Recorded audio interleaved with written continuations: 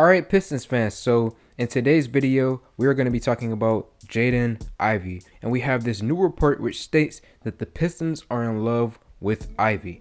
Now, before we get into that, please make sure you guys like this video. Today's like goal is 200 likes. Subscribe to the channel if you're new. I drop consistent Pistons content. Now, let's get right into this. So, this report is coming from David Aldridge. And David Aldridge, he is one of the most respected journalists in the game. He's been doing this for many years now. He's a credentialed journalist who has a lot of respect around the NBA. He isn't one to make these type of things up just for the sake of getting attention. He's one of those guys who prefers to keep his integrity. So I'm going to put this image on the screen right now. It says the Detroit Pistons are orienting their future around Cade Cunningham, but that may not stop them from selecting another guard in the 2022 NBA draft. And quickly, before I read the rest, I do want to note that the Pistons in 2020 took Killian Hayes and Saban Lee, took Cade Cunningham last year, and now potentially another guard, whether that be Ivey, Ben Mathurin, Sharp,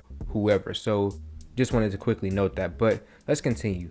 The Athletic's David Aldridge spoke with an executive from the Eastern Conference who said Detroit loves Ivey. Aldridge quoted a college assistant whose team faced off against Ivey and Purdue, and the coach drew a parallel between the 6'4" guard and Russell Westbrook. I actually kind of find that funny.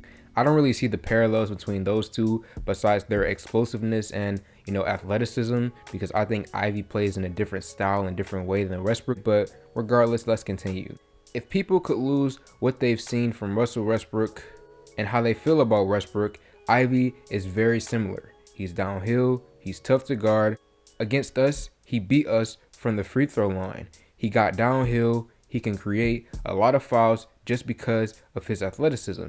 I think he's got a lot of work to do as a point guard, but I think his upside is really good. And for what I hear, he works his tail off. So that's everything from the article. And, my take on this is, as you guys all know, my number one right now is Ben Mathurin, but I won't be upset. I won't be disappointed or angry if the Pistons decide to go in another direction. Troy Weaver and staff has shown us that they know what they're doing. They picked up Isaiah Stewart and Sadiq Bey middle of the first round in 2020. In the second round, they've picked up someone like Isaiah Livers, who I believe can be a key rotational piece for the Pistons for years to come. And also, Troy Weaver began working for the Oklahoma City Thunder in 2008. And during that time period when he was there, they drafted Russell Westbrook, James Harden, Serge Ibaka. He was in the room helping, having conversations about these guys who eventually began to have